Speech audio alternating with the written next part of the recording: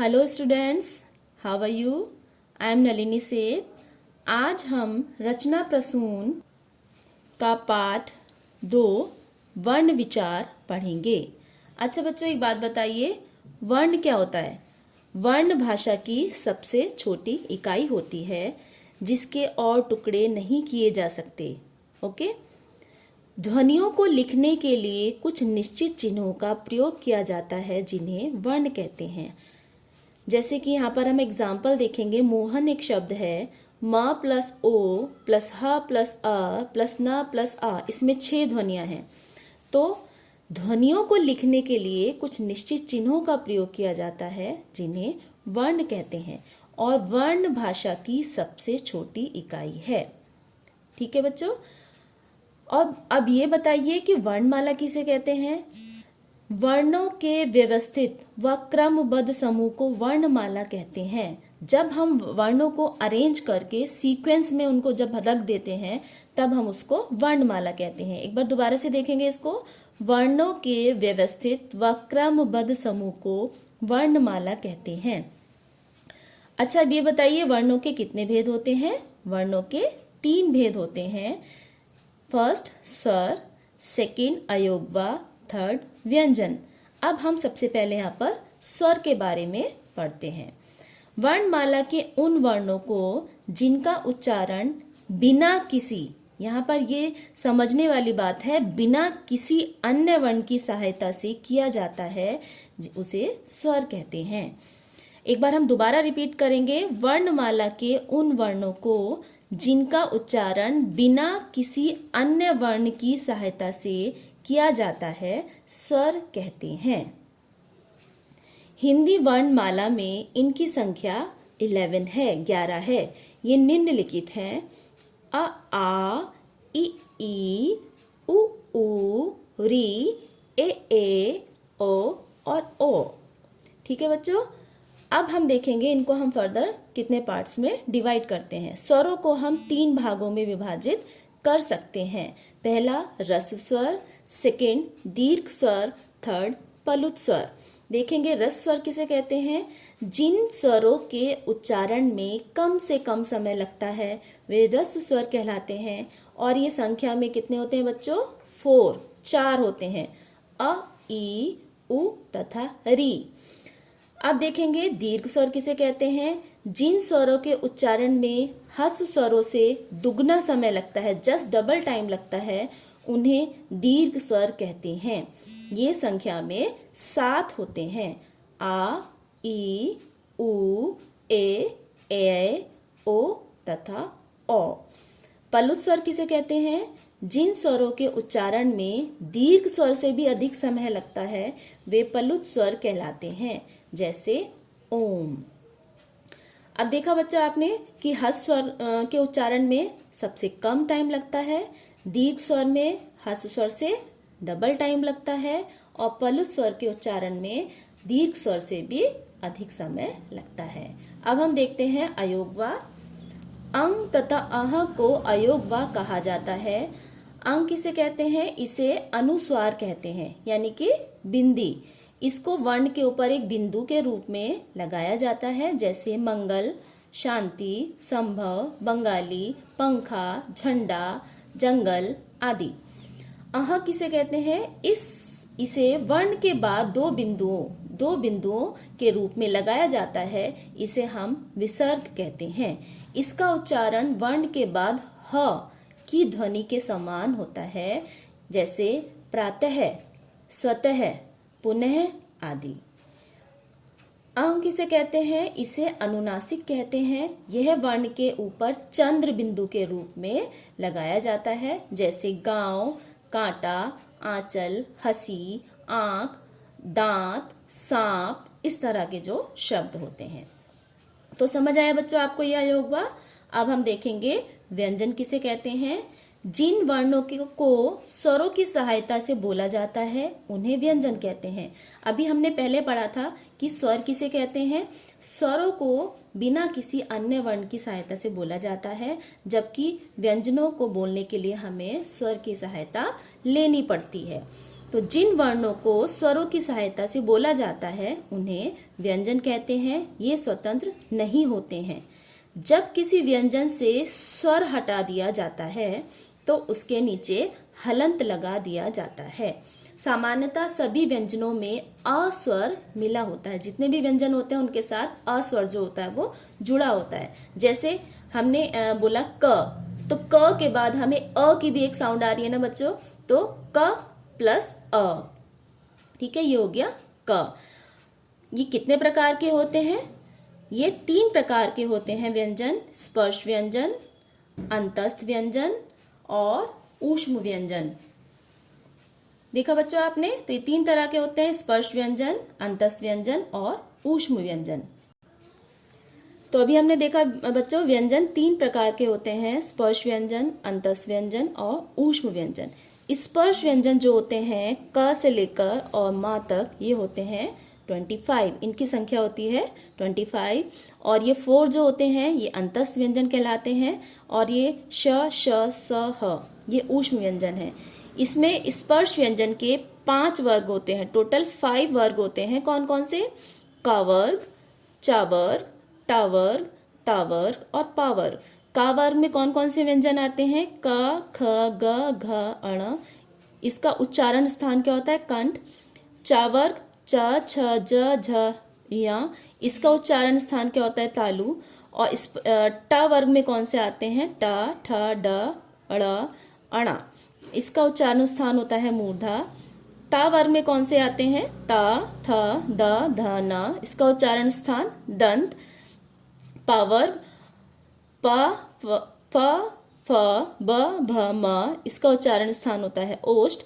और ये इसके बाद य, र, ल, व, ये 4 होते हैं अंतस्थ व्यंजन। और श, श, स, ह ये होते हैं ऊष्म व्यंजन। इनके बारे में डिटेल से आप आगे अगली क्लास में पढ़ेंगे। ओके, तो समझ आया बच्चों? ये स्पर्श व्यंजन टोटल 25 होते हैं। इसके 5 वर्ग होते हैं। य, र, ल, व अंतस्थ व्यंजन होते हैं। श, श, स, ह ये ऊष्म व्यंजन होते हैं। इनके अतिरिक्त वर्णमाला में निम्नलिखित वर्ण भी होते हैं जिनको हम बोलते हैं संयुक्त व्यंजन और द्वित्व व्यंजन। अब हम देखते हैं संयुक्त व्यंजन कौन से होते हैं।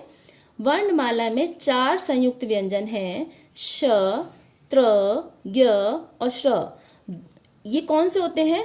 जब 2 व्यंजनों के मेल से बनने के कारण एक नया वर्ण बनता है तो उसे संयुक्त व्यंजन कहते हैं। 2 व्यंजनों के मेल से बनने के कारण ही इन्हें संयुक्त व्यंजन कहा जाता है। संयुक्त मतलब होता है 2 व्यंजनों को जोड़ दिया हमने। जैसे श, इसको ये किस किस से मिलने पर बना? क और श प्लस अ। त्र बना त प्लस र प्लस अ। ज्ञ, ज प्लस य प्लस आ। और श्र बना श प्लस र प्लस अ। तो ये हमारे 4 संयुक्त व्यंजन हैं: श, त्र, ज्ञ और श्र। ओके, इसके बाद देखते हैं द्वित्व व्यंजन कौन से होते हैं। जब किसी शब्द में एक ही व्यंजन 2 बार, पहली बार बिना स्वर के तथा दूसरी बार स्वर के साथ मिलता है तो उसे द्वित्व व्यंजन कहते हैं। इसका मतलब क्या है बच्चों? जैसे पक्का है, एक उदाहरण देखते हैं। पक्का, तो इसमें 2 बार का आया है, तो पहला तो बिना स्वर के और दूसरा स्वर के साथ है, यानी कि पहला हाफ और दूसरा पूरा है। पक्का, तो प प्लस अ प्लस क प्लस क प्लस आ। चम्मच, च प्लस अ, म प्लस म प्लस अ प्लस च प्लस आ। उसी तरह दिग्गज, द प्लस ई प्लस ग प्लस ग प्लस अ प्लस ज प्लस आ। समझ आया बच्चा आपको ये संयुक्त व्यंजन और द्वित्व व्यंजन। अब हम देखेंगे मात्राएं। हिंदी भाषा में स्वरों का प्रयोग 2 तरह से किया जाता है। पहला अपने वास्तविक रूप में और सेकंड है मात्राओं के रूप में।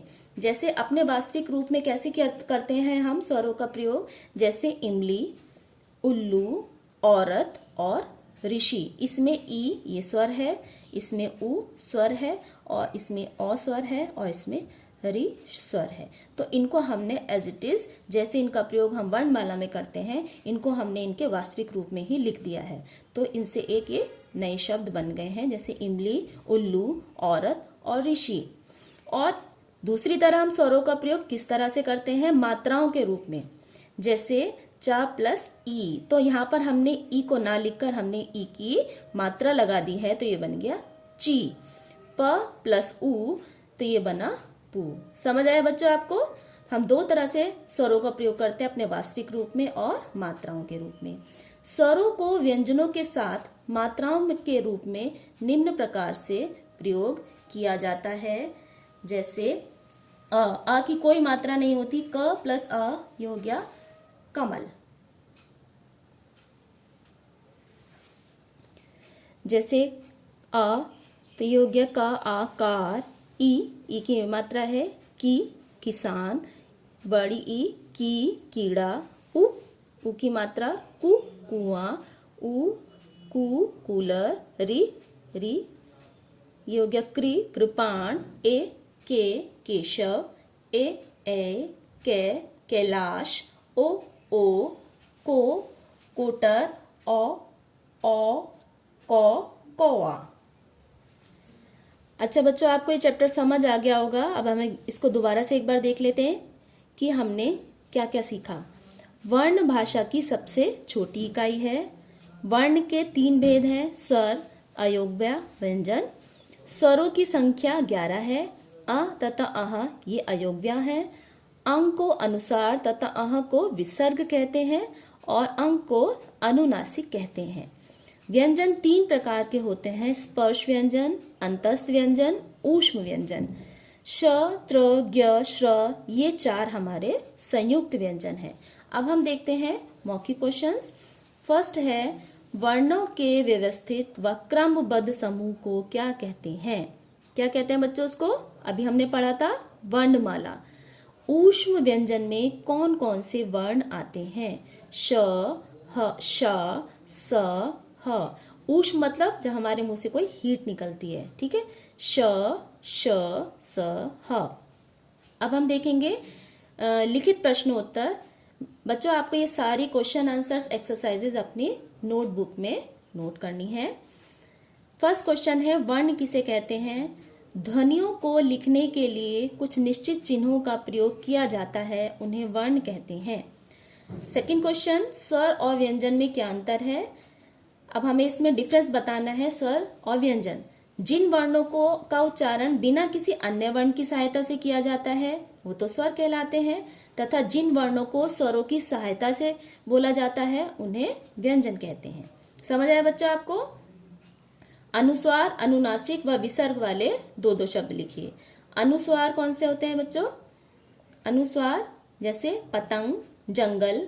अनुनासिक 5, आंख। विसर्ग अतः, प्रातः। नेक्स्ट क्वेश्चन है, संयुक्त व्यंजन कौन से हैं? और प्रत्येक संयुक्त व्यंजन का प्रयोग करते हुए आपको 2-2 शब्द लिखने हैं। तो हमने पढ़ा था संयुक्त व्यंजन कितने होते हैं? 4, श, त्र, ज्ञ और श्र। तो श से बनने वाले 2 शब्द कौन से हैं? क्षमा, कक्षा। त्र, पत्र, चित्र। ज्ञ, ज्ञान, ज्ञानी। और श्र, श्रम और श्रमिक। नेक्स्ट क्वेश्चन इज, निम्नलिखित शब्दों के वर्णों को अलग अलग करके लिखिए, यानी कि वर्ण विच्छेद करना है हमें इनका। फर्स्ट है पालक, प प्लस आ, ल प्लस अ, क प्लस अ। कमीज, क प्लस अ, म प्लस ई प्लस ज प्लस अ। खजूर, ख प्लस अ, ज प्लस उ, र प्लस अ। चमकीला, च प्लस अ, म प्लस अ, क प्लस ई, ल प्लस आ। नेक्स्ट क्वेश्चन है, निम्न वर्ण समूह में उचित मात्राएं जोड़कर उपयुक्त शब्द बनाइए।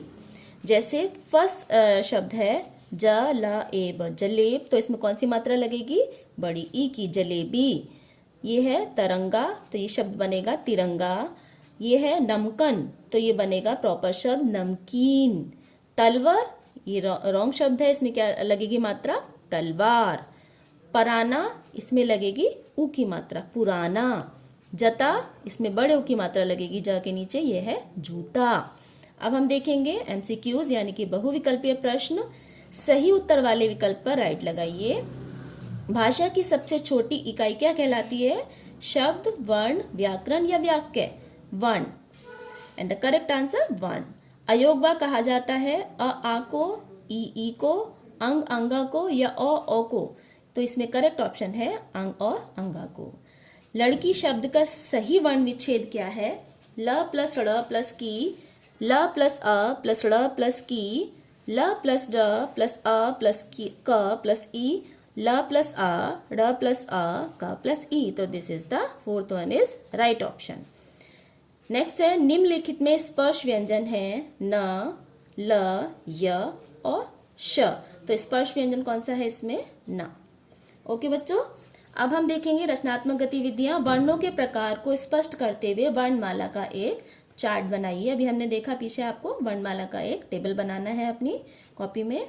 नेक्स्ट है नीचे दिए गए वाक्य में स्वरों को रेखांकित कीजिए, स्वरों को अंडरलाइन करना है और व्यंजन को आपको सर्किल करना है, व्यंजनों पर गोला लगाइए।